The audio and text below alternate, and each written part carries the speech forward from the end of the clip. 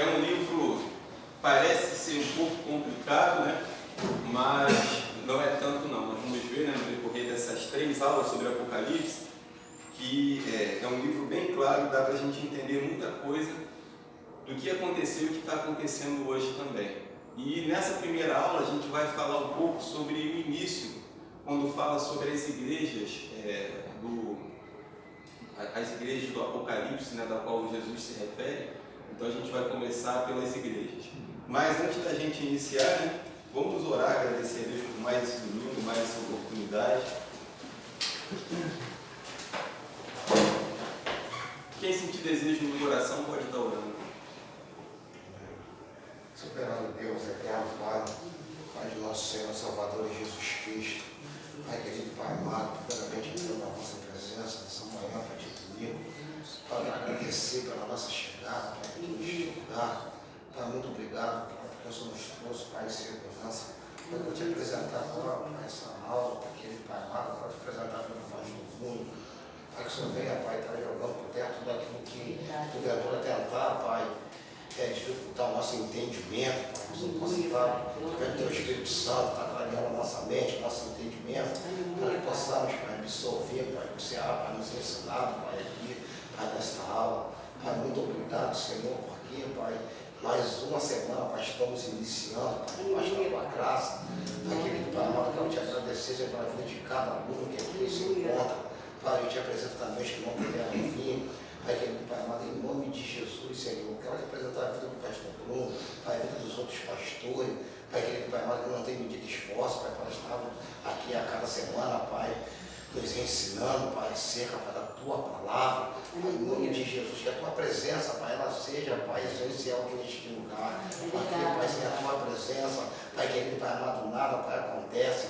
Espírito Santo de Deus, joga por terra todas as barreiras, todo impedimento, Pai, minar para a nossa mente, tudo aquilo que tentar, Pai, atrapalhar para o nosso entendimento. Pai, querido Pai amado, muito obrigado, Senhor, porque até aqui o Senhor tem nos sustentado. Pai, essa é a oração que te fazemos, em nome do Pai, do Filho e do Espírito Santo de Deus. Amém. Amém. Vamos lá, Apocalipse capítulo 2, a partir do verso 1, vamos começar falando da igreja de Éfeso.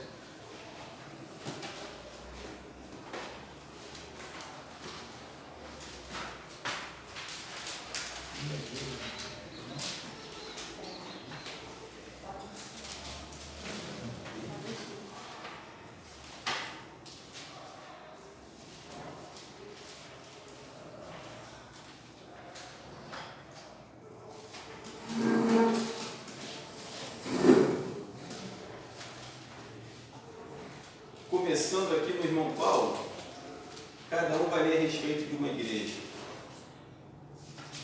Pode começar a partir do verso 1, meu irmão. Amém. Carta à igreja em Éfeso. Deixa só todo mundo achar, Apocalipse, último livro do Novo Testamento.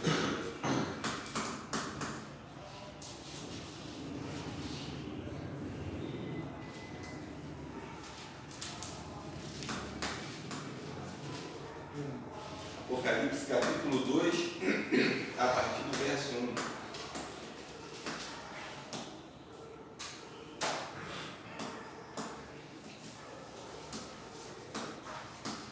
Vamos lá, pode ler. Carta à igreja em Éfeso. Ao anjo da igreja em Éfeso escreve: isto diz aquele que tem na sua destra as 7 estrelas, que andam no meio dos 7 candeeiros de ouro. Conheço as tuas obras e o teu trabalho e a tua perseverança. Sei que não podes suportar os maus e que puseste à prova os que se dizem apóstolos e não são, e os achaste mentirosos. E tens perseverança, e por amor do meu nome sofreste, e não desfaleceste. Tenho, porém, contra ti, que deixaste o primeiro amor.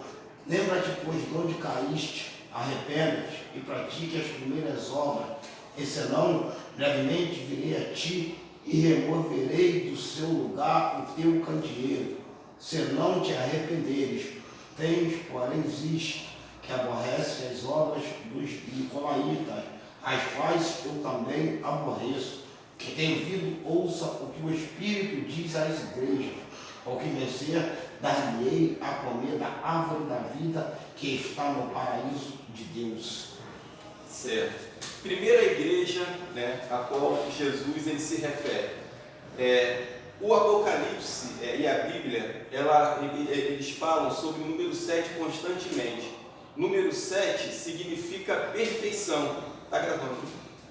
Número 7 significa perfeição. Então, as 7 igrejas do Apocalipse, para as quais são escritas cartas, representam todas as igrejas de todos os tempos e todos os problemas que aconteceriam com essas igrejas ao longo da história. Então, a gente tem aqui os valores, né, as virtudes e os defeitos das igrejas ao longo dos séculos, até a volta de Jesus. Então, Deus pegou 7 igrejas como exemplo e mandou carta para essas igrejas. E a igreja de Éfeso é uma igreja que ela estava numa cidade, digamos assim, economicamente privilegiada. Era uma cidade forte economicamente, por causa da convergência das estradas que chegavam a ela, e também era a cidade que era um centro religioso, porque ali ficava o templo da deusa Diana. Lembra daquela confusão que teve lá em Atos, quando Paulo foi a Éfeso? Que o pessoal se agitou, porque aí começaram a gritar, né? Grande é a Diana dos Efésios, da imagem que caiu de Júpiter. Eles acreditavam que a imagem daquela deusa que tinha na cidade tinha caído de Júpiter. E houve um alvoroço na cidade porque Paulo estava pregando o Evangelho. Então, a cidade de Éfeso era um centro religioso, e naquele templo da deusa Diana haviam prostitutas que, em nome, né, da sua adoração àquela divindade, elas se prostituíam, eram sacerdotisas. E também, todo criminoso que conseguisse chegar ao templo da deusa Diana, ele recebia tipo um asilo ali para não sofrer a pena pelos seus crimes. Então, era um centro de criminalidade, prostituição e idolatria. E é nesse contexto aqui que a igreja de Éfeso ela surge. E ela foi uma igreja que Paulo acompanhou de perto, né? Outros também. O telefone está ao contrário. Não está certo. Foi uma igreja que teve bastante atenção de homens de Deus, né? Mas estava num local muito complicado. E aí ele vai falar a respeito de um tema que é o primeiro amor. Olha o que diz aqui. Versículo 2: Eu conheço as tuas obras, o teu trabalho, a tua paciência, e como não podes suportar os maus, e tens provado que se dizem apóstolos e não o são, e descobriste que são mentirosos, e tens suportado e tens paciência por causa do meu nome, e trabalhaste e não desfalecesse. Todavia eu tenho contra ti que deixaste o seu primeiro amor. Essa questão do primeiro amor na vida da igreja é muito importante, porque aqui nós podemos nos lembrar de Marta e Maria. Marta trabalhando para Jesus, preparando o jantar, ativa no serviço a Jesus. Mas Maria, que aparentemente não estava fazendo nada, estava só aos pés de Jesus ouvindo ele falar, foi que agradou Jesus. Porque Jesus vira para Marta quando ela repreende a irmã e diz assim: olha, mestre, você não está vendo que a minha irmã está aí e não me ajuda em nada? Manda que ela venha me ajudar. Aí Jesus diz assim para Marta: Marta, Marta, você está fadigada, estressada com muitas coisas, mas Maria escolheu a boa parte, a qual não lhe será tirada. Então Jesus mostra ali claramente que ele está muito mais preocupado com a nossa comunhão com ele do que com o nosso serviço para ele. Trabalhar para Jesus é bom? Mas isso não pode substituir os momentos que a gente precisa passar aos pés de Jesus em oração, na leitura da palavra e em comunhão com ele. Porque nós corremos o risco de cair nesse ativismo religioso. Tem igreja aí que trabalha muito. Pastores, né, líderes, membros que estão envolvidos o tempo todo com programações, com eventos, mas e o tempo da oração, será que está havendo? O tempo da leitura, o tempo de estar aos pés de Jesus? Então nós temos que estar vigilantes quanto a essa questão aqui, porque foi o que aconteceu com Éfeso.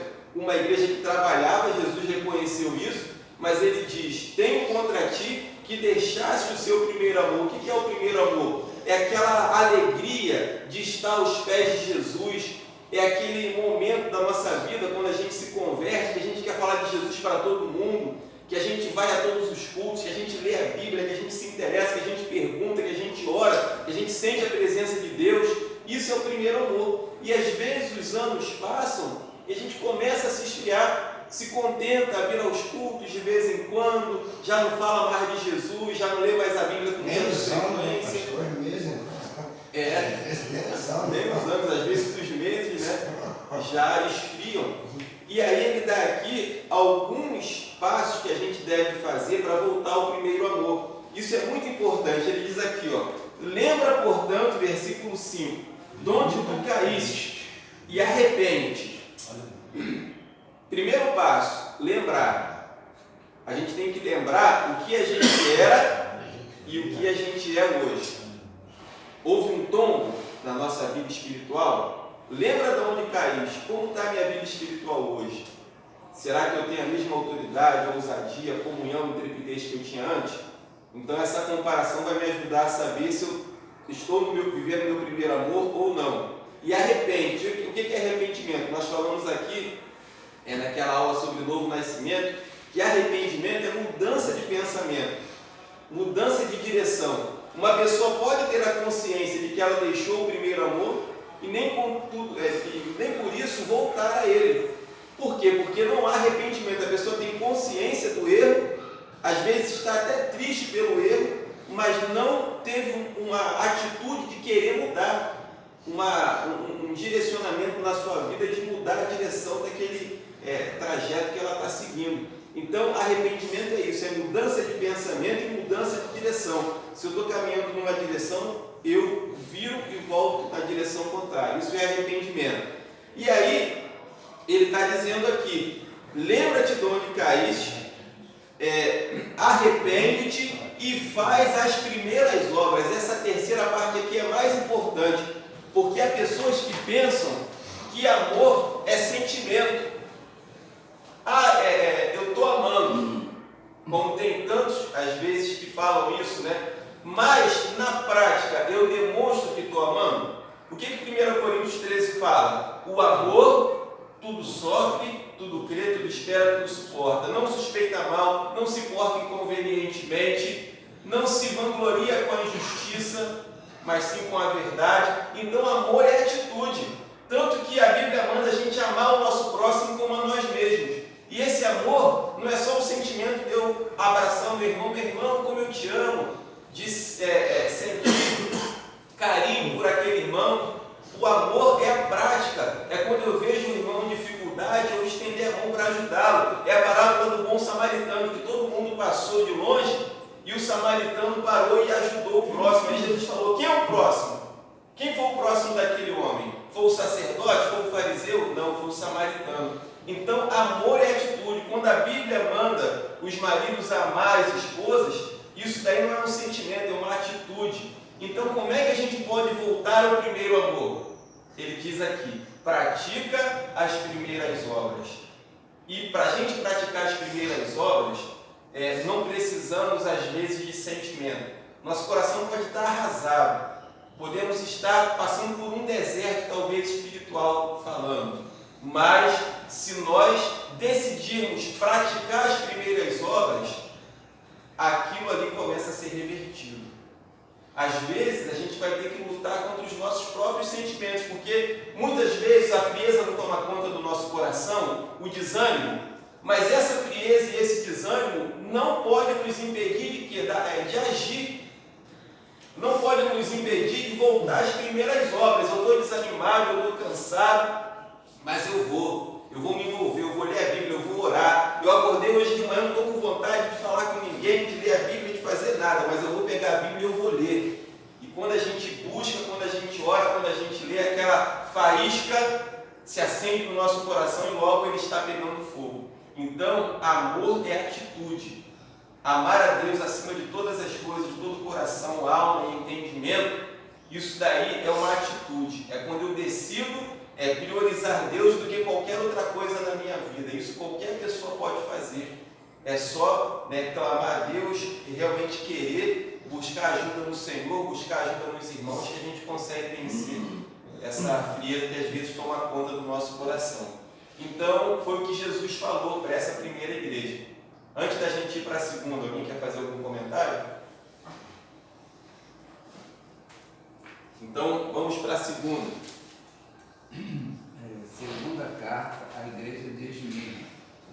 E ao anjo da igreja que está em Esmirna, escreve: isto diz o primeiro e o último, que foi morto e reviveu. Eu sei as tuas obras, a tribulação, a pobreza, mas tu és rico.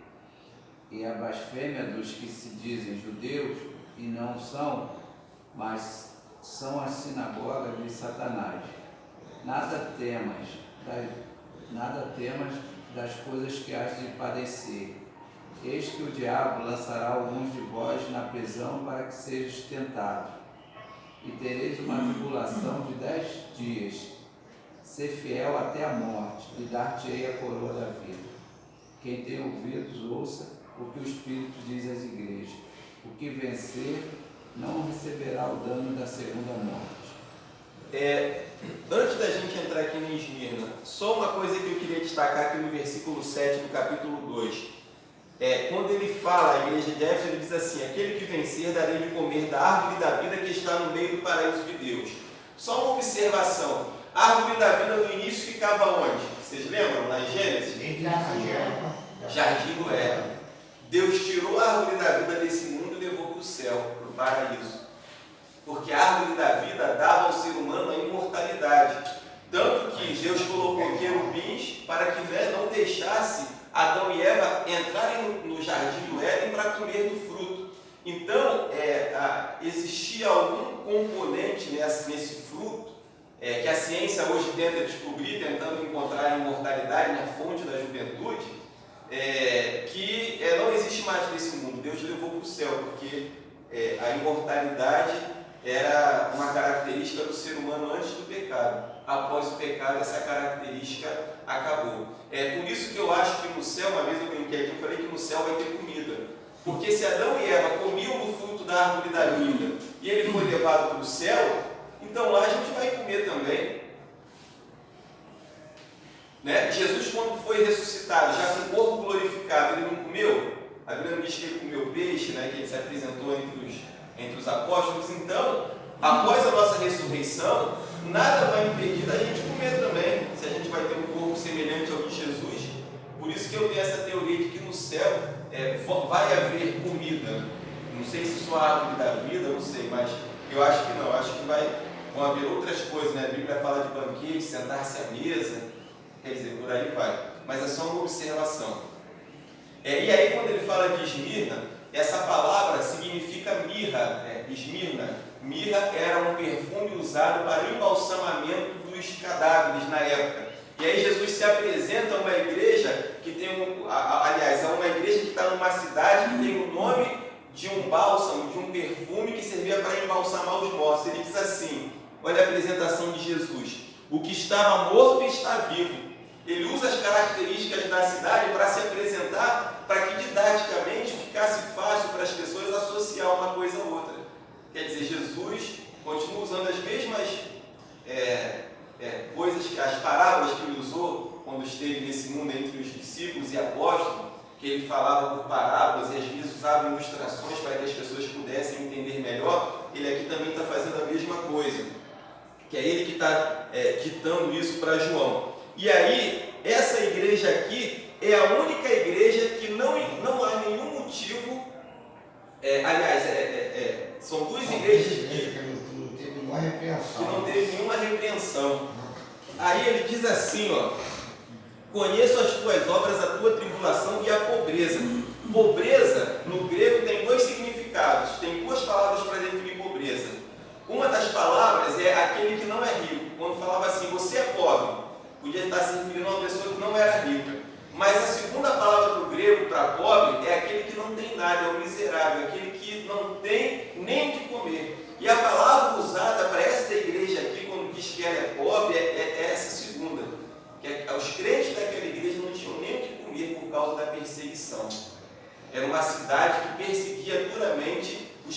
cristãos e matavam. E nessa cidade houve um mártir, né, chamado Policarpo, um homem de Deus, muito conhecido da igreja primitiva, que ele foi confrontado e falaram que ele deveria oferecer um sacrifício ao imperador.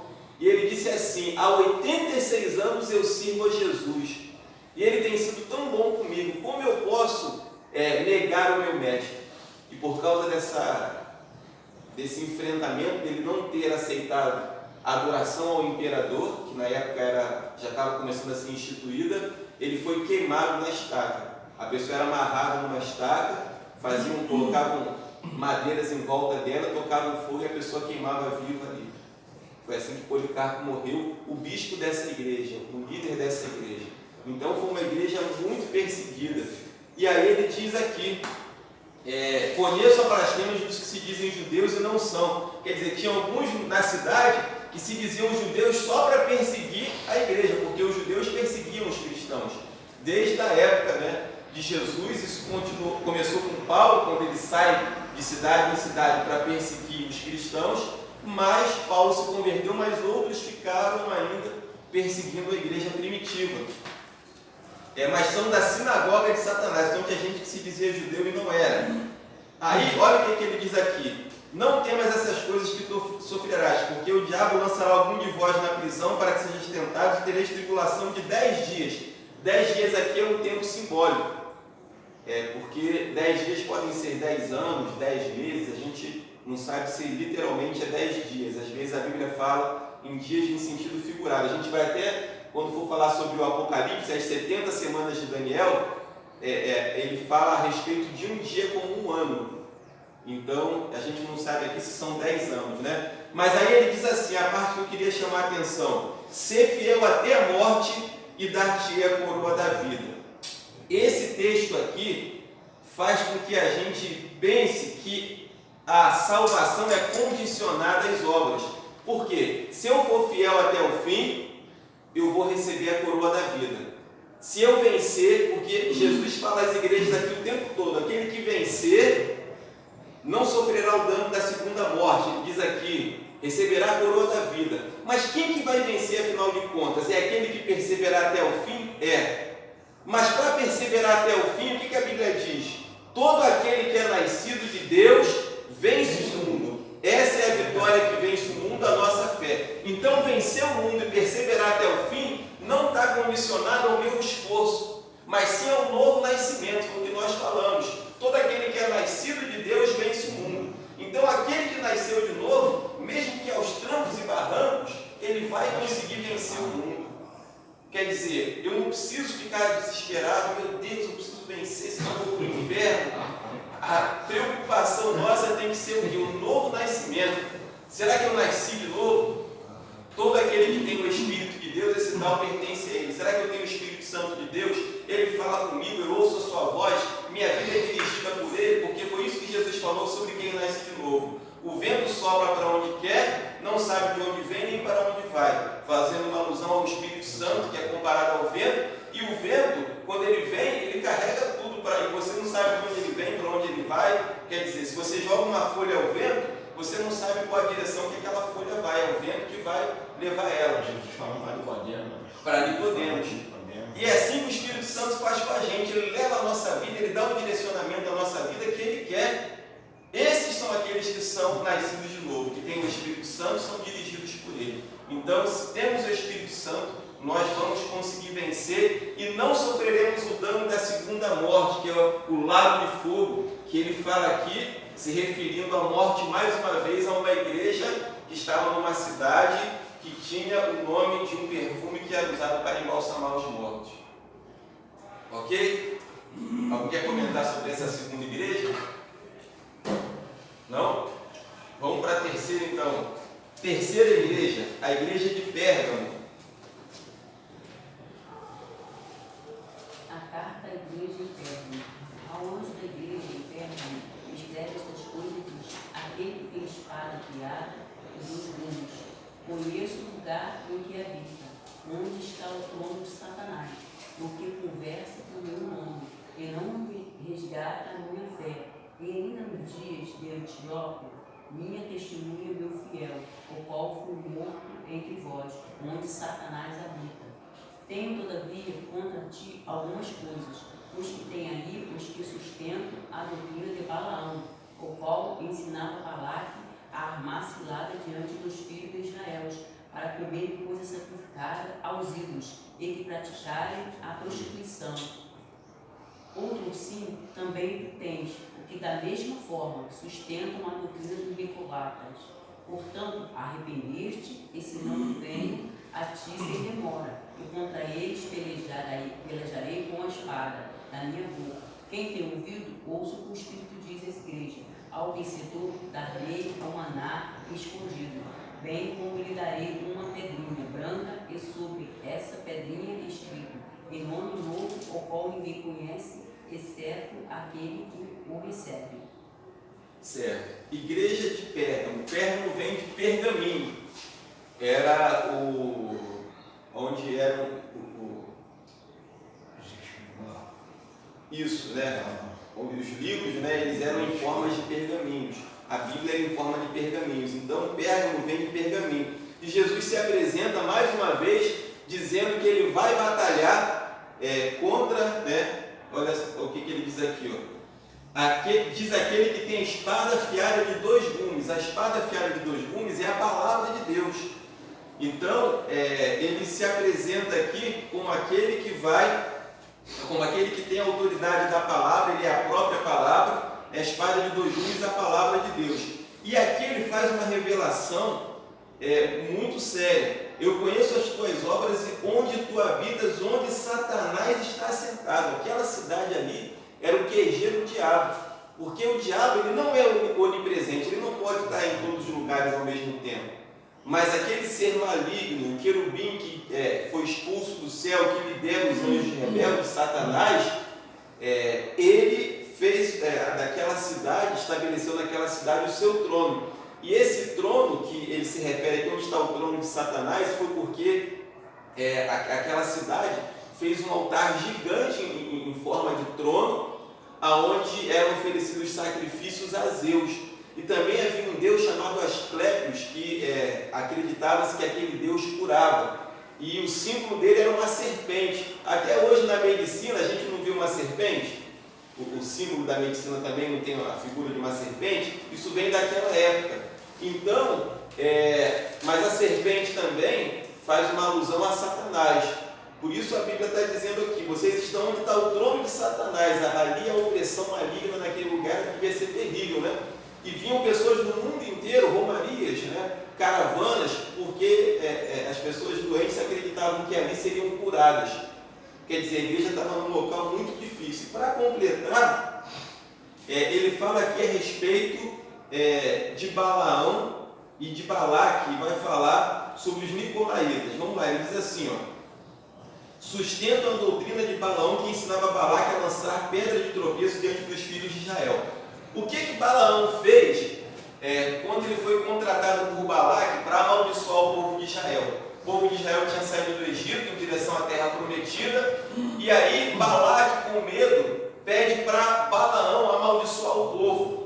Até aquele episódio em que Balaão ele vai sem a ordem de Deus, e a mula fala com ele, porque a mula viu um anjo e ele mesmo, né? A visão da mula não viu a dele. Pois é, a mula foi mais inteligente que ele. A mula viu o anjo e ele não viu. Então, o que aconteceu com Balaão? Quando ele viu que não podia amaldiçoar o povo de Deus, ele falou assim para Balaque: como eu vou amaldiçoar quem Deus tem abençoado? Aí ele usa uma segunda estratégia para poder ferir o povo, é a estratégia que o diabo usa hoje na igreja. Ele diz, a Bíblia diz que Balaão ensinou Balaque a lançar tropeços aos filhos de Israel. Como é que Balaque fez para destruir o povo de Israel? Ele infiltrou prostitutas no meio do povo e fez com que os homens do povo comessem das coisas sacrificadas aos ídolos e se prostituíssem. E a Bíblia diz que num dia morreram 20.000 homens pela praga que Deus mandou. Então, olha como é que o diabo age na vida da igreja. Quando ele vê que o povo, que as pessoas que estão debaixo da bênção de Deus, ele tenta lançar tropeços, ou seja, pecados, para que, a partir do momento que a pessoa cai em pecado, ela traga sobre a vida dela maldição, porque o pecado tem consequências. Então, é uma estratégia que o diabo usa. E aí, ele vai falar aqui, olha, eu conheço as tuas obras, onde tu habitas, não negaste a fé, mesmo no dia de Antipas, que foi mártir, quer dizer, também outro mártir aqui que foi morto, né? Uma pessoa aqui que foi morta, mas eu tenho poucas coisas contra ti, porque tens aí os que sustentam a doutrina de Balaão, que ensina Balaque a lançar pedra de tropeço diante dos filhos de Israel, para comerem das coisas sacrificadas aos ídolos e para cometerem fornicação. Quer dizer, tinha gente no meio da igreja que participava daqueles banquetes, aonde eram oferecidos sacrifícios aos ídolos, talvez até com certeza a esses Zeus, que a Bíblia se refere que ali era o trono de Satanás, o próprio Satanás estava ali, tinha crente da igreja participando daqueles banquetes idólatras, praticando fornicação, quer dizer, se prostituindo com mulheres dentro da igreja. E aí eles recebem essa repreensão. E ele fala também dos nicolaítas. Essa doutrina dos nicolaítas é muito importante para a gente hoje também, porque tem igreja que vive essa doutrina. O que os nicolaítas diziam? Que como nós estamos debaixo da graça, como nós recebemos o perdão de Deus, que nós temos autorização para pecar. A carne é fraca. Então, se eu pecar de vez em quando, Deus é bom, Deus vai me perdoar, afinal de contas eu não tenho muita culpa, porque foi a carne que me fez pecar. A doutrina dos nicolaítas era essa. E isso estava levando a pessoas a viver uma vida libertina de pecado, de prostituição, sob a desculpa de que Deus é bom, Deus vai perdoar, está tudo certo. E Paulo combate isso no livro de Romanos. Ele diz assim: como nós que morremos para o pecado, viveremos ainda nele? Permaneceremos, pois, no pecado para que a graça possa abundar? De maneira nenhuma. Então, Paulo combateu isso, essa doutrina herética, e aqui também no Apocalipse, Jesus está reforçando essa questão dos nicolaítas que haviam nessa igreja também. E hoje, nas nossas igrejas, a gente vê isso infiltrado, pessoas que começam a fazer concessões para o mundo, né? Começam a aceitar as coisas do mundo dentro da igreja, começam a viver uma vida de pecado, achando que está tudo bem, está tudo normal, que não tem nada a ver. E isso é um perigo para a igreja. Aí ele diz assim, quem tem ouvidos, ouça o que o Espírito diz às igrejas. Ao que vencer, eu darei de comer do maná escondido. O maná representa o alimento que desce do céu. Quem é o alimento que desce do céu? Jesus, quando ele falou, eu sou o pão vivo que desceu do céu. Quer dizer, as pessoas seriam alimentadas por Jesus. Lhe darei uma pedra branca. A pedra branca, no mundo antigo, ela era dada a uma pessoa que vencesse algum tipo de competição, ou também que saísse vitorioso de uma batalha. Aquela pedra branca era simbólica, mas o significado mais profundo da pedra branca é que, por exemplo, dois amigos, eles faziam uma aliança. Eles falavam assim: olha, a nossa amizade vai ser para toda a vida, você é meu parceiro, meu irmão. Aí eles pegavam uma pedra branca, cortavam no meio e cada um ficava com uma parte dessa pedra. Então, quando Jesus está falando ali que ele daria uma pedra branca, não quer dizer que no dia do julgamento, na eternidade, Deus vai dar uma pedra branca para a gente. Ele estava falando de algo que aquelas pessoas pudessem entender, porque a cultura da época representava isso. Então ele está dizendo o seguinte: aquele que venceu, eu vou dar uma pedra branca. Ou seja, aquele que vencer as dificuldades, que vencer as batalhas da vida, ele vai ser recompensado, ele vai ser o meu amigo, nós estaremos sempre juntos, a nossa amizade nunca vai acabar. Era isso que Jesus estava querendo dizer aqui. E aí ele diz assim, um novo nome que nenhum homem conhece, senão aquele que o recebe. Quer dizer, escrito na pedra um novo nome que nenhum homem conhece, senão aquele que o recebe. Então, esse novo nome aqui é um mistério para nós. Que novo nome será esse que nós receberemos? Mas representa também um novo começo. porque quando Paulo encontrou Jesus, o nome dele de Saulo mudou para Paulo. Quer dizer, a partir daquele momento ali haveria uma nova história. Abrão passou a se chamar Abraão. Então, até os próprios discípulos também. Quer dizer, Sara também, né? Sarai, para Sara, né? Isso aí. Então, esse novo nome também tem um grande significado. E aqui encerra essa terceira igreja. Vamos para a próxima igreja, então. Alguém quer comentar alguma coisa? Não? Então vamos lá. Versículo 18. Carlinhos, né? E o anjo da igreja escreve isto, diz o Filho de Deus. Ele tem os olhos como chama de fogo e os pés semelhantes a um latão reluzente. Eu conheço as tuas obras e o teu amor, e o teu serviço e a tua fé, e a tua paciência, e que as tuas últimas obras são mais do que as primeiras. Mas tenho contra ti por tolerares que Jezabel, mulher que se diz profetiza, ensine e engane os meus servos, para que se prostituam e comam dos sacrifícios da idolatria, e dê-lhe tempo para que se arrependeste da sua prostituição, e não se arrependeu. Este a porei numa cama, e sobre os que adulteram contra ela virá grande tribulação, se não se arrependerem das suas obras. E ferirei de morte a seus filhos, e de todas as igrejas saberão que eu sou aquele que sonda as mentes e os corações, e darei a cada um de vós segundo as vossas obras. Mas eu vos digo a vós e ao restante que estão em Tiatira, a todos quanto não têm esta doutrina e não conheceram, como dizem, as profundezas de Satanás, que outra carga vos não porei, mas o que tendes, retendo até que eu venha, e ao que vencer e guardar até ao fim as minhas obras, e eu darei poder sobre as nações, e com vara de ferro as regerá, e serão quebradas como vasos. Eu orei, como também recebi de meu Pai. Dar-lhe a estrela da manhã. Quem tem ouvidos ouça o que o Espírito diz às igrejas. Então, versículo 18. Ao anjo da igreja de Tiatira. Ao anjo aqui ele está se referindo ao líder da igreja. Todas as igrejas se direcionam ao líder da igreja. E vai aparecer aqui nessa igreja uma figura, uma mulher chamada Jezabel.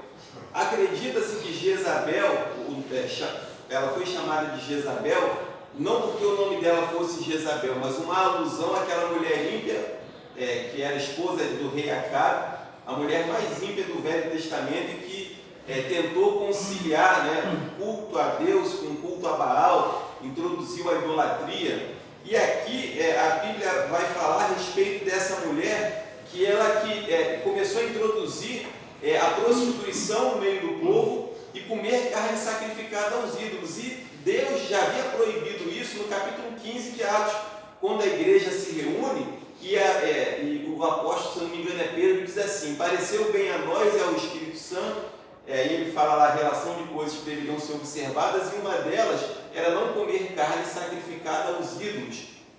E Jezabel aqui,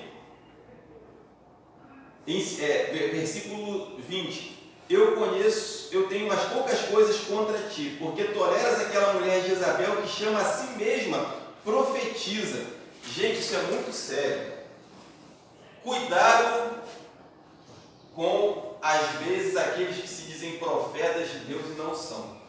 Porque tem gente que quer se valer, que se auto-intitula profeta, Isso daí acontece em todo lugar. A gente sabe que em determinadas ocasiões tem pessoas que trazem para a gente um recado de Deus. Você sente quando é Deus que está falando contigo.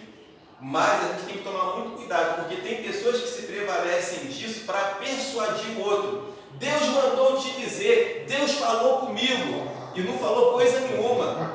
É só para dar uma aparência de espiritualidade, para tentar persuadir a pessoa e dizer que Deus está falando. Essa mulher aqui era uma dessete dessa, que se diz profetiza, não profetiza coisa nenhuma, mulher ímpia, pecadora, se prostituir, ensinar os outros a se prostituir também, né? Quer dizer, comer coisa sacrificada aos ídolos. E naquela cidade, a cidade de Tiatira, havia um grande número de sindicatos. Era uma cidade comercialmente muito forte e eles se organizavam em sindicatos. Só que para você fazer parte de um sindicato desse, as reuniões, os banquetes, eles eram contínuos. Eles faziam aquelas oferendas aos deuses naqueles banquetes dos sindicatos, e ali depois que a galera tinha tomado todas, né, era prostituição, quer dizer, era só coisa que não cabia a igreja participar. Só que para você fazer parte de um sindicato, você tinha que participar dessas reuniões. E isso daí também traz um dilema para a gente hoje. Até que ponto, em nome da nossa profissão, do nosso ganha-pão, a gente está autorizado a participar de certas coisas que nós sabemos que desagrada o coração de Deus. Um exemplo, uma festa de Halloween.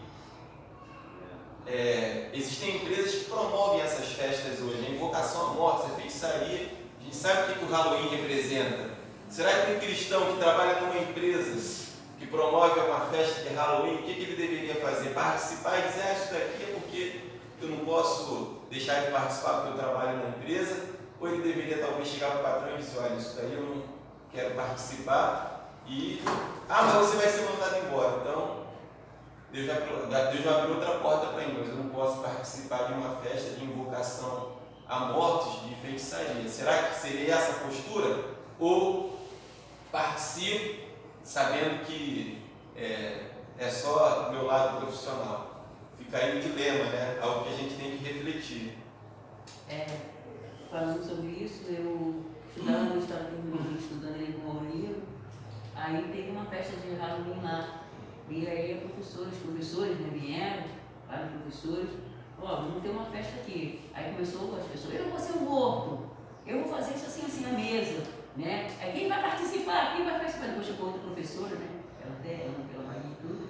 Aí, a senhora vai participar, professora? Eu não vou participar, eu não vou estar nesse dia, mas eu não vou estar aqui, eu não vou participar dessa festa que tem aqui no colégio. Né? Eu não participei, eu perdi até na época. Vai valer ponto, hein? Depois o outro professor lá, vai valer ponto. Vai perder ponto? Eu falei, então eu vou perder ponto, porque eu não vou participar. Né? Então são coisas que a gente temos mesmo que negociar. Quer dizer, eu vi aquela festa de noite, a gente não teria, por exemplo, não era só eu, tinha uma outra irmã também que era cristã lá, ela estava lá também, ela disse para mim, mãe, eu não vou vir, mãe, eu não vou participar. E a professora veio e falou para mim, vai valer ponto, quem vai valer ponto? Vai querer ponto não? Eu falei, não, dessa vez eu vou perder os pontos, eu não vou participar. Então é uma coisa que você tem que reiniciar. Eu fico pensando aí que as pessoas às vezes que trabalham até porque trabalham até num emprego bom, poxa, vai ter essa festa. Mas como é que, se você não participar, você vai ser mandado embora. Mas aí cabe você ter um amor ao Senhor e você ficar, né? E para quem é professor é mais complicado, né? O aluno foi ameaçado de perder ponto, mas dá para recuperar depois. E quando, por exemplo, acontece uma festa no colégio, que o professor é cristão e o dono do colégio, o diretor, quer que o professor participe e aí ele entra em conflito. Não vou participar, então você vai ser mandado embora e fica aquela briga. E aí? Né? É uma situação difícil e cabe a cada um se posicionar. Igual festas de carnaval, eu nunca deixei meus filhos participarem no colégio. Código Damião. Assim, sentado e explicado, né, o porquê. Eu não sei se eu fiz certo ou não, igual na época de Código Damião. Eu comprava doce para ele, né, e dava, ele explicava o significado do doce de Código Damião, porque eles não podiam comer. Eu não deixava meus filhos, festas juninas também, não deixava eles participarem no colégio, não deixava. Vem de carnaval também. Uma estratégia de Satanás é lançar no mundo tal, isso não tem nada a ver. Esse tal de não tem nada a ver, muita gente escorrega. Ela acredita que isso é bobeira, não tem não, palhaçada, isso é coisa. Aí nessa muita gente escorrega. Verdade. E essas pessoas aqui estavam passando por esse conflito. Se você quisesse fazer parte de um sindicato, você receber apoio para exercer sua profissão, você também estava sujeito a participar desses banquetes, dessas ofertas, né? Sacrifícios que eram feitos a ídolos. E uma outra coisa interessante aqui no texto é o seguinte: olha como é que Deus é misericordioso. Essa Jezabel fazia parte da igreja, ensinava, não só se prostituía, mas ensinava também os membros da igreja a se prostituir e comer das coisas sacrificadas aos ídolos. Mas aí Deus diz assim: dei tempo para que ela se arrependa. Tem gente na igreja que está pecando, está vivendo uma vida de pecado, e Deus ainda não afastou aquela pessoa porque está dando tempo a ela de se arrepender. E não cabe a nós julgar. Mas por que Deus permite? Por que essa pessoa ainda está aqui? Às vezes Deus está falando ao coração da pessoa: se arrepende, você tem um tempo. E aí o que ele diz aqui que vai fazer? Vai colocar elas que se prostituem com ela sobre uma cama, enfermidade, e vai matar os filhos. Então, existe o tempo do conserto. E aí, se a pessoa não se arrepender, só que foi o caso aqui, né? Ela não se arrependeu. Quer dizer, as consequências daquilo que Jesus anunciou, com certeza se cumpriram.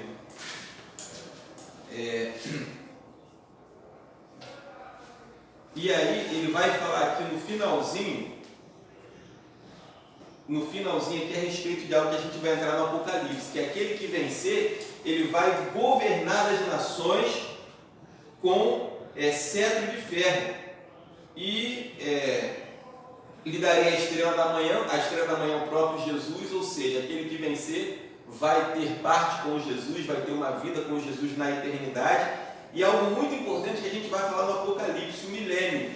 O milênio vai ser um período após a grande tribulação, onde Jesus vai instituir um reino aqui nesse mundo. Porque quando ele diz aqui, governará as nações com vara de ferro, isso aconteceu naquela época? Não. Os cristãos daquela época não governaram o mundo, como diz aqui, com cetro de ferro, não foram líderes mundiais, não assumiram o governo mundial. Eles morreram, muitos deles martirizados. Quando é que isso vai se cumprir? No milênio. Quando nós ressuscitarmos, a Bíblia diz assim: aqueles que morreram ressuscitarão e reinarão com Cristo durante 1000 anos. O milênio é muito profundo, a gente não vai falar hoje porque é um tema assim que dá para a gente, vai precisar de muito tempo para a gente discorrer. Mas nas 2 próximas aulas a gente vai falar sobre grande tribulação e milênio. Então o milênio é realmente algo tremendo, que Deus ele vai trazer o seu reino aqui para esse mundo. E aqui já dá um indício, né, desse futuro. Capítulo 3, próximo a ler, Cláudio. E ao anjo da igreja que está em Sardes escreve: isto diz o que tem os 7 Espíritos de Deus e as 7 estrelas. Eu sei as tuas obras, que tens nome de que vives e estás morto. Ser vigilante e confirma o restante que estava para morrer, porque não achei as tuas obras perfeitas diante de Deus. Lembra-te, pois, do que tens recebido e ouvido, e guarda-o, e arrepende-te. E se não vigiares, virei sobre ti como um ladrão, e não saberás a que hora sobre ti virei. Mas também tens em Sardes algumas pessoas que não contaminaram suas vestes, e comigo andarão de branco, porquanto são dignas disso. O que vencer será vestido de vestes brancas, e de maneira nenhuma riscarei o teu nome do livro da vida, e confessarei o seu nome diante de meu Pai e diante dos anjos, dos seus anjos. Quem tem ouvido, ouça o que o Espírito diz às igrejas. Olha só, essa igreja aqui foi uma igreja que Jesus não encontrou nada para elogiar, a não ser algumas poucas pessoas que estavam prestes a morrer, né? Que ele diz aqui: tem o nome de que vives e estás morto. Gente, isso daqui é também profundo para os dias atuais. Tem crente que tem o nome de que vive, ou seja, aparentemente tem aquela aparência religiosa de homem de Deus ou mulher de Deus, às vezes uma igreja que parece ser de Deus, mas uma igreja morta, espiritualmente falando. Será que nós poderíamos incluir, aí cabe uma reflexão mais profunda, né? A igreja católica? Uma igreja que aparentemente está viva, que se diz cristã, mas que está morta, porque a igreja católica, a gente não vai falar sobre a igreja católica aqui, mas em Seitas e Heresias vocês vão ver. Uma igreja que se corrompeu ao longo dos anos, dos séculos, incorporou doutrinas estranhas ao seu credo, e uma igreja que hoje tem fama de que vive, mas com toda a idolatria que eles promovem, é uma igreja morta. Uma igreja sem vida, né? Mas trazendo para o nosso meio evangélico, nós podemos também afirmar que tem muita igreja hoje que tem fama de que está viva e que está morta. Cristãos que não têm nenhuma comunhão com Deus. Inclusive, tem até um caso de um homem que ele se mudou na época do apartheid nos Estados Unidos, né, que havia aquela segregação racial muito forte. Ele se mudou para uma cidade onde só haviam igrejas de brancos. E ele, um cristão, queria participar, fazer parte da igreja, não deixavam ele entrar para a igreja porque ele era negro. E aí ele orou a Deus e falou: Deus, eu queria participar de uma igreja, dá um jeito, me ajuda a conseguir entrar para essa igreja. Aí sabe o que Deus falou com ele? Desiste, porque há anos que eu tento entrar lá e também não consigo. Quer dizer, Jesus não estava naquela igreja, não conseguiu entrar, muito menos ele conseguiria. Então, uma igreja que tem, como houve no passado e ainda há hoje mais veladamente, né, que comete esse crime de segregação racial, é uma igreja que está morta, uma igreja que não conhece Jesus. E era o caso dessa igreja aqui. E aí ele vai falando, né?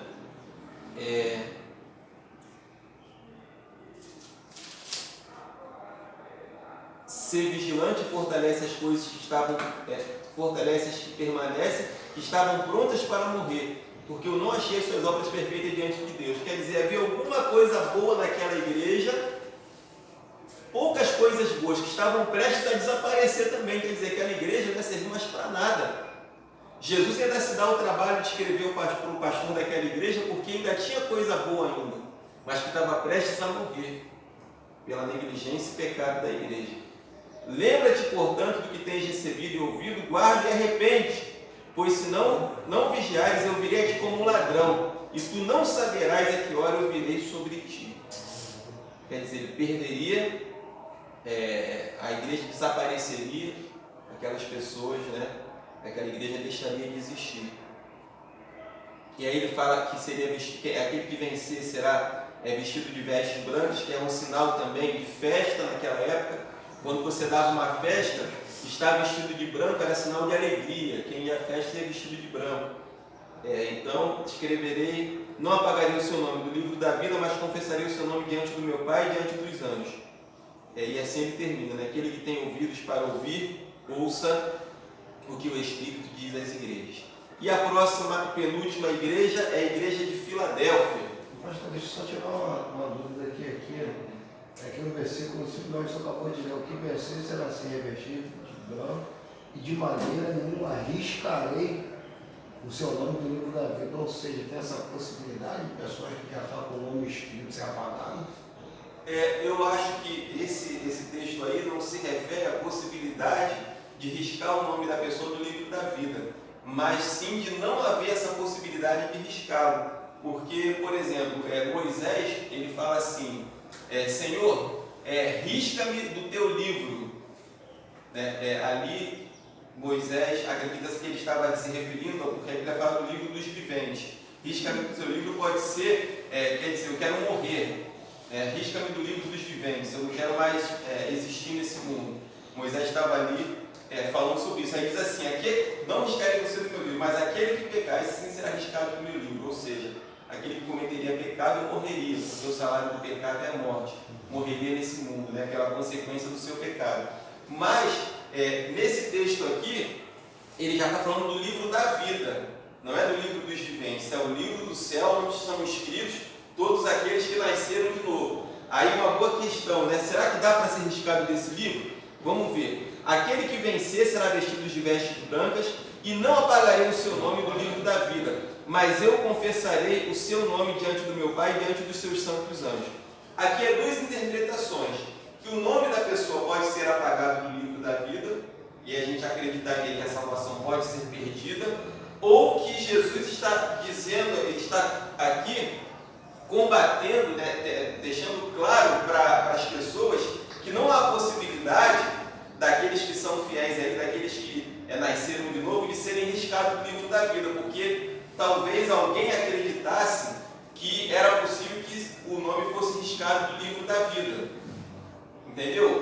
Às vezes haviam ali naquela igreja pessoas que pensavam, bom, eu vou ser riscado do livro de Deus, do livro da vida. Tanto que o apóstolo Paulo, quando ele escreve cartas, ele diz a respeito dos cooperadores dele, cujos nomes estão escritos no livro, e naquela época existiam livros que o nome da pessoa podia ser riscado, livros que eram usados, vamos colocar aqui um exemplo, a pessoa que era um cidadão de um determinado país ou de uma cidade, o nome dele poderia ser riscado daquela relação, tirar da sua cidadania. Então, talvez houvesse a dúvida no coração daquelas pessoas, será que eu corro o risco de perder minha cidadania celestial, de ser riscado do livro, de não ir para o céu? Então Jesus, ele está falando esse texto aqui, simplesmente para esclarecer que isso não seria possível, seria a segunda interpretação, Aquele que vencer será vestido de vestes brancas e não apagarei o seu nome do livro da vida, mas eu confessarei o seu nome diante do meu Pai e diante dos seus santos anjos. Então fica duas possibilidades, ou que o nome pode ser riscado do livro da vida, ou que Jesus estava aqui simplesmente corrigindo um pensamento errado de as pessoas acharem que o nome poderia ser riscado do livro da vida, quando na verdade não poderia ser. Porque ele está dizendo que não riscarei, porque se não riscaria, porque está escrito. Por isso que eu estou perguntando. Como eu não acredito que o crente possa perder a salvação, mas respeito a opinião de cada um, tem gente que acredita. Eu não acredito que o crente possa perder a salvação. Eu acredito sim que existe muita gente na igreja que não nasceu de novo, que nunca foi salvo, e por isso não vai ser salvo, não é porque vai perder a salvação, é porque nunca teve algo, nunca teve a salvação. Por isso a gente não pode perder aquilo que a gente nunca teve. Então eu fico com a segunda interpretação, que Jesus aqui estava corrigindo o pensamento que as pessoas tinham de achar que o nome poderia ser riscado do livro da vida, e não que necessariamente havia essa possibilidade de ser riscado. E como eu mencionei anteriormente, por que eu não acredito que o crente perde a salvação? Porque a Bíblia fala que aquele que é nascido de Deus vence o mundo. Não há condicional, se você permanecer fiel até o fim, dependendo dos seus esforços, você vai vencer o mundo. Não. Aquele que é nascido de Deus vence o mundo. E para uma pessoa nascer, ela não precisa fazer força. Um neném precisa fazer força para nascer? Não. Quem faz força para um neném nascer é a mãe. Quem fez força para a gente nascer? Fomos nós? Não. Foi Jesus. Ele fez toda a força necessária, todo o sofrimento necessário, foi Ele que teve para que nós viéssemos a ter vida, a nascer de novo. Então, esse esforço do novo nascimento não depende de nós, depende de Jesus e já foi feito na cruz do Calvário. Por isso eu acredito que o que a gente precisa no dia a dia, que é uma luta, uma guerra, é a santificação. É uma guerra feroz contra a carne que a gente trava. Mas isso não quer dizer que se a gente em algum momento vacilar, pecar, a gente perdeu a salvação. É simplesmente o processo da santificação, onde a gente luta a cada dia contra a nossa carne e às vezes a gente falha. Tem dia que a gente não ora, tem dia que a gente não lê a Bíblia, tem dia que a gente tem períodos na nossa vida que a gente se afasta de Deus e a carne toma conta. Pastor. E a gente erra, né? Então, esse é um assunto bem polêmico e eu tenho uma posição sobre isso. Então, concordo em parte com o que o senhor disse, não discordando do restante. Ficou meio confuso, né? Mas vamos lá. Como o senhor disse, é uma luta constante contra a carne. Ok, vamos lá. Eu entendo da seguinte forma. Concordo que a gente não pode perder o que a gente nunca teve. Concordo, faz sentido. Aquele que nasceu de novo, tá bom. A pessoa, todos nós, independente de tipo de conhecimento ou enfim, todos nós pecamos. Não há aquele está santificado, ele não está pecando. Bom, todos pecamos. Só que eu entendo o seguinte: todos nós pecamos, mas aqueles que se arrependem, e aí a gente vive nesse momento de sempre estar, pequei, me arrependi. Deus conhece o som dos nossos corações, então Ele sabe se esse arrependimento é verdadeiro. Ok. O problema, aonde eu quero chegar, que hoje eu esteja, vamos dizer assim, nesse momento agora, estou em paz, estou agradando, fazendo tudo que é o certo, nesse momento eu não estou pecando, nesse momento eu não estou pecando, nesse momento, que uma bala perdida me atinja e eu morra nesse momento eu não estava pecando, fui atingido por uma bala perdida. Então, é uma condição. A pessoa viveu a vida certinha, fazendo tudo certinho, agradando a Deus, mas tropeçou, escorregou, pecou, está em adultério, está pecando, está cometendo um pecado, e aí vem uma bala perdida, atinge essa pessoa e ela morreu no pecado. Ela não teve chance de se arrepender. São duas situações. Eu posso pecar e me arrepender. Me arrependi, acabei de pecar, me arrependi do que fiz, tive um infarto, morri. Então, eu tive tempo de me arrepender.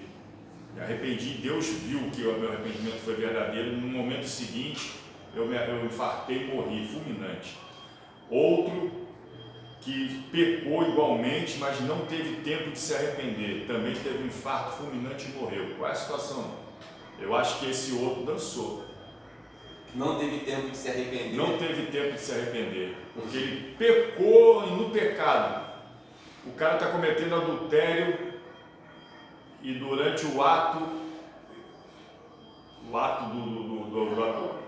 ele infartou ali na hora e morreu. Certo. Eu acho que ele perdeu.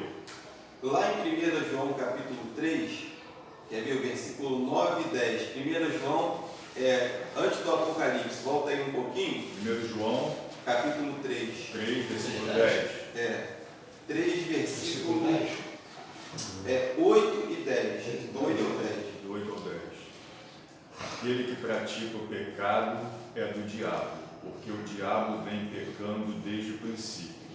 Para isso o Filho de Deus se manifestou, para destruir as obras do diabo. Rapidinho, lê de novo o versículo 8.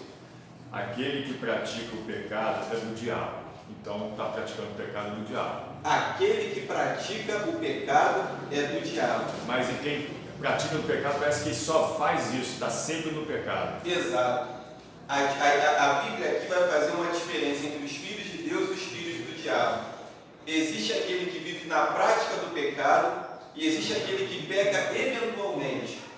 A Bíblia vai falar mais adiante, quer ver? Todo mundo achou? Amém. Continua lendo, versículo 9. Todo aquele que é nascido de Deus não pratica o pecado, porque a semente de Deus permanece nele. Ele não pode estar no pecado porque é nascido de Deus. Olha só, aquele que é nascido de Deus, ele não pode permanecer no pecado.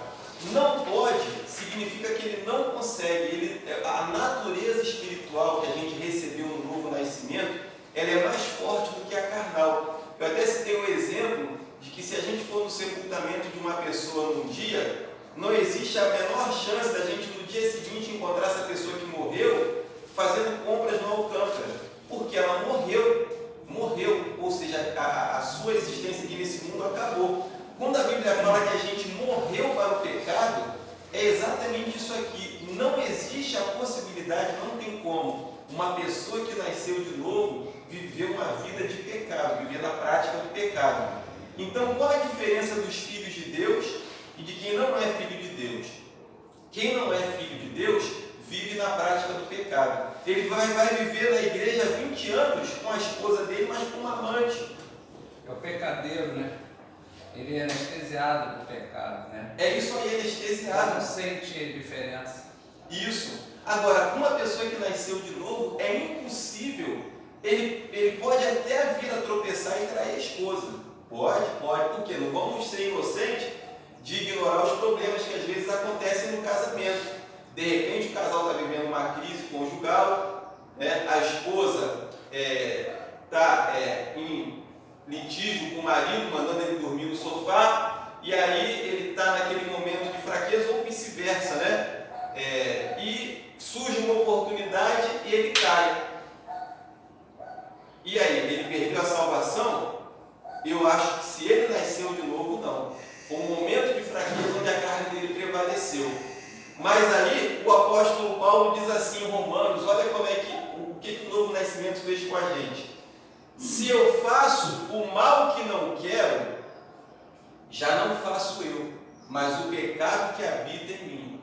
Quer dizer, se uma pessoa, um homem ou uma mulher, vier a cometer adultério, e naquele ato ali, ela cometeu por fraqueza, até contra a vontade dela, porque às vezes a carne tem uma força tão grande, que ela nos faz fazer coisas que a gente nem queria fazer. Quando isso acontece, quando a gente faz algo que não queria fazer e fica triste, meu Deus, eu não podia ter feito isso, que desgraça, eu errei. Aí o apóstolo Paulo diz assim, já não sou eu que faço, mas o pecado que habita em mim, então eu estou isento. Olha que coisa maravilhosa.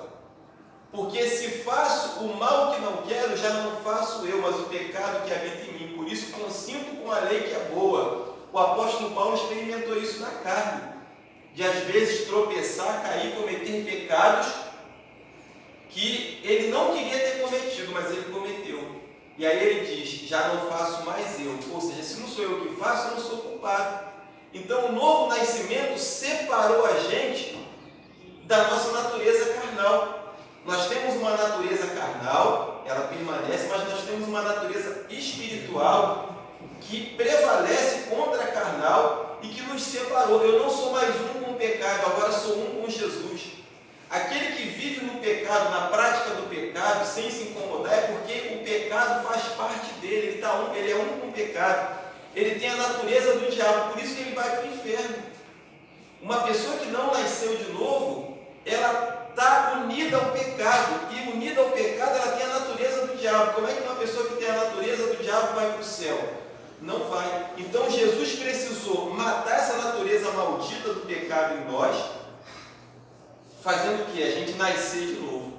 Quando a gente nasceu de novo, essa natureza ela foi crucificada. É por isso que a Bíblia fala que a gente tem que crucificar a carne. A crucificação faz o quê? Faz morrer a carne em nós.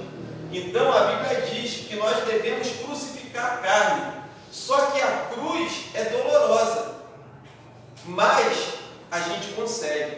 Todo aquele que é nascido de Deus, ele não permanece no pecado. Esse não permanecer no pecado é exatamente crucificar a carne.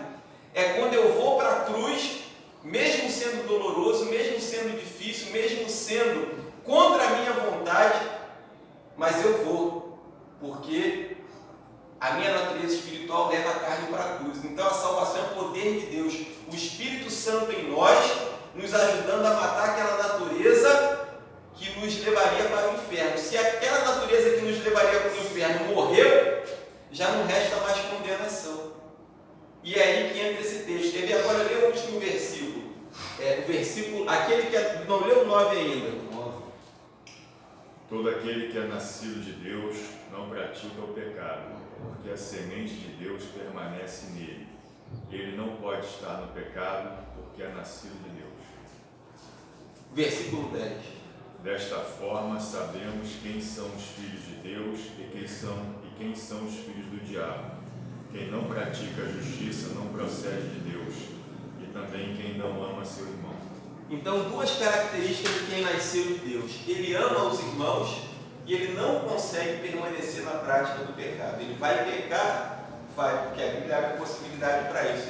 Aqui no início do livro de 1 João ele diz: filhinhos, não pequeis, mas se pecarmos, temos um advogado junto ao Pai. Então há a possibilidade da gente pecar. E tem um texto que diz que aquele que é de Deus, ele não lançará, né? Fora, né?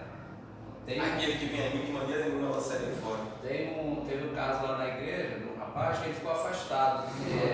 Esse texto aí fala sobre isso. Ele ficou afastado um tempo e voltou, se reconciliou com a igreja. Aí quando começou a fazer as obras, ele foi trabalhar, bateu o carro e morreu. Aquele que é de Deus, ele não vai permanecer no pecado, ele não vai perder a salvação. Ainda que você passe pelo deserto. Ele se reconciliou e bateu com o carro no trabalho e morreu. Essas passagens que eu estava pecado, não morreu. analisando, passagens ótimas para você fazer evangelização em cima delas. Agora, pastor, Ótimo. eu acho que também quando a gente é nascido de Deus, a gente nasceu de novo, existe aquele pecado que a gente faz sem perceber, Agora, existe pecado também que a pessoa faz sabendo que aquilo dali é errado, igual o adultério. Eu sei que se por mais difícil que eu esteja passando, situação com meu marido e tudo, eu sei que é errado. Mas se eu estou com uma comunhão com o Senhor, por mais difícil que esteja o relacionamento, o Espírito Santo de Deus vai me incomodar para mim não fazer aquilo. Certo. Eu penso dessa forma também. Quando você nasceu de novo, então tudo aquilo que é ruim, que você tem noção, o Espírito Santo de Deus te incomoda para você não fazer aquilo. É um exemplo também de um camarada que, antes de nascer de novo, ele roubava. Ele pode até vir a roubar novamente, às vezes, uma ocasião, ele está precisando, ele viu alguma coisa dando mole, ele vai lá e furtou no celular.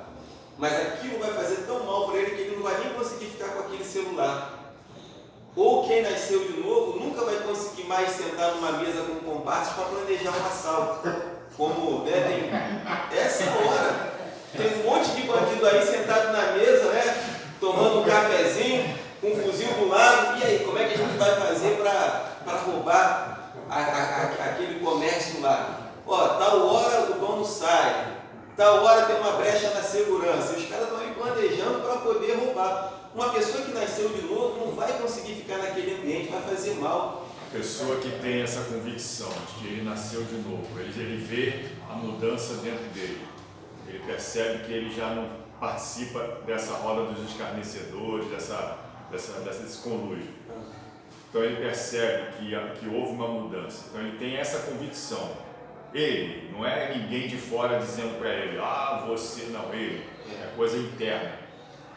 É errado essa pessoa acreditar que ele está salvo? Não. Pelo contrário, a Bíblia diz que o Espírito Santo testifica com o nosso espírito que nós somos filhos de Deus. Existe uma testificação, a gente tem a certeza, o Espírito Santo convence a gente que nós somos filhos de Deus. Mas aí se a pessoa está, um exemplo, como ele falou, está lá no ato, pecando e morreu. Aí você acredita que ele será salvo? Eu acredito por uma coisa.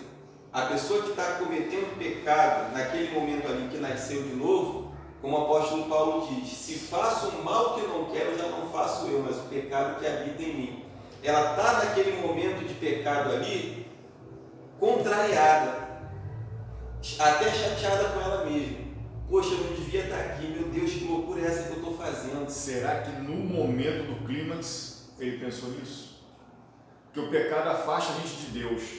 Nesse momento, essa que é a questão. No momento do auge, será que ele pensou nisso? A gente não sabe. Ah, não. O pecado afasta de Deus. Geralmente é depois, né? Depois que fez e que se arrepende, mas na hora? Na hora a pessoa geralmente não pensa. Mas aí eu acredito assim, aquele momento ali foi uma exceção na vida da pessoa. Não é a prática do pecado. Se aquilo ali fosse algo corriqueiro, normal, mas é uma exceção. Então, Deus não vai julgar uma pessoa por um momento, ele analisa o todo, Deus conhece o coração. Deus é justo. É justo, exato. É como uma árvore, né? O pai chegou por um filho e falou, ele tinha 4 filhos, ele falou assim, olha, para cada um deles ele mandou observar uma árvore em uma determinada estação. Aí teve um filho que foi no inverno. Quando ele voltou, ele falou, ei pai, aquela árvore lá tem que ser cortada, não tem folha, está seca.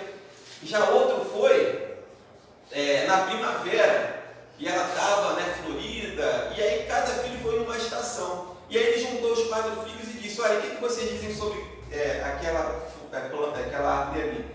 Aí um disse que tinha que cortar porque estava seco, o outro disse, não, você está louco, a árvore, eu cheguei lá, eu comi até um fruto dela, estava linda, cheia de flores.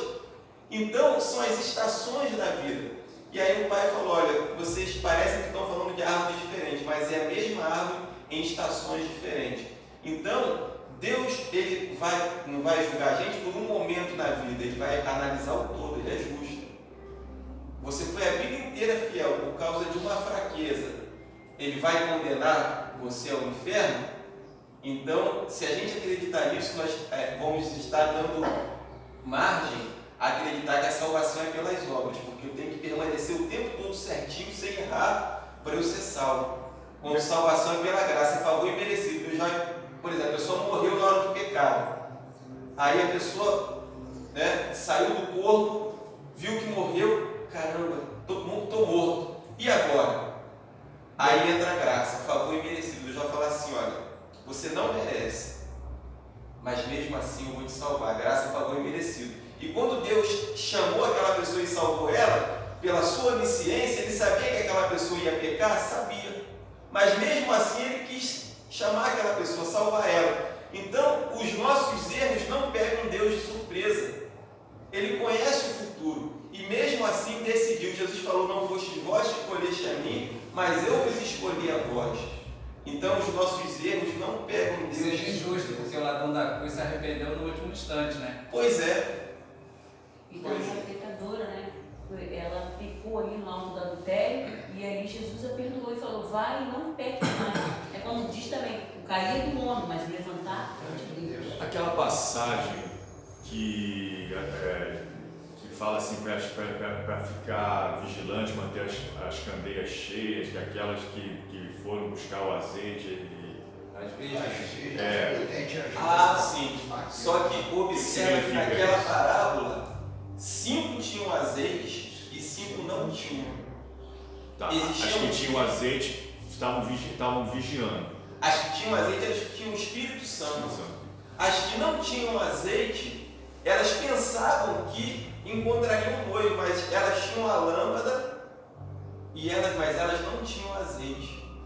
Quer dizer, então aquela parábola ali mostra que eram mulheres que achavam que estavam salvas, que encontrariam com o noivo, quando na verdade não encontrariam. 5 estavam salvos e 5 achavam que estavam salvos. Isso aí, achavam que iam encontrar com o noivo e não encontrariam. Judas, quando traiu Jesus, teve um momento que eu creio que ele se arrependeu, porque ele tentou ir lá devolver as moedas. E ele se suicidou. A gente lê que quem se suicida. Ali não foi, acho que nem arrependimento, não, foi remorso. Remorso.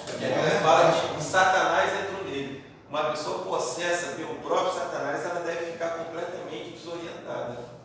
Então, na sua opinião, Judas teve remorso. Não houve arrependimento dele. Andou com Jesus nos 48 do segundo tempo, jogou tudo fora. A chance do arrependimento dele foi quando ele estava com Jesus, mas durante 3 anos com Jesus, A Bíblia diz que ele tomava conta da bolsa dos pobres e ele era ladrão, ele desviava o dinheiro. Durante 3 anos ele ouviu Jesus. Jesus deve ter falado com ele várias vezes, porque Jesus sabia que ele era ladrão, mas ele não se arrependeu. E aí naquele momento final, quando Satanás entrou nele, já estava perdido. E como diferenciar remorso de arrependimento? O arrependimento leva a mudança de vida, o remorso não.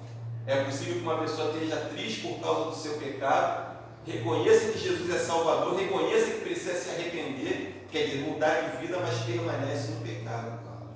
Esse cara que ele falou, está anestesiado. Está anestesiado. Sabe que está errado, mas... Quer, pede perdão a Deus, mas não. Tem pessoas com remorso que acham até que está certo. Vai ali, pede uma desculpa assim superficial, né? Tenta justificar. Daqui a pouco está fazendo de novo, né? Não é arrependimento, Não é arrependimento. Arrependimento é quando Arrependimento vem da palavra metanoia, metamorfose. Você muda, existe uma transformação. No remorso não muda nada, a pessoa permanece a mesma. Aí fica com aquele peso na consciência, poxa, então daqui a pouco está fazendo de novo. Se arrependeu, ficou com remorso, a consciência pesada. Então é isso, eu vou descer, que eu vou estar pregando agora no culto. E hoje é a última aula de Velho Testamento. Encerra hoje o Velho Testamento. Semana que vem a gente continua com o Apocalipse. A aula de semana que vem é muito importante. A gente vai falar aqui, vai ser a chave mesmo para a gente entender o livro de Apocalipse. Então não faltem nessa próxima aula. E próximo domingo também nós vamos começar com a matéria de História de Israel. A história de Israel não, a história da igreja. Uma matéria também muito boa. Vai ser com o seminarista Juan, lá da tua igreja. Ele que vai dar essa matéria aqui para vocês. Vai ser maravilhoso. Então, domingo que vem, estamos aí juntos novamente, se Deus quiser. Joia? Eu pensei até que ia dar para falar sobre a estátua que Nabucodonosor viu, mas vai ficar para a próxima aula.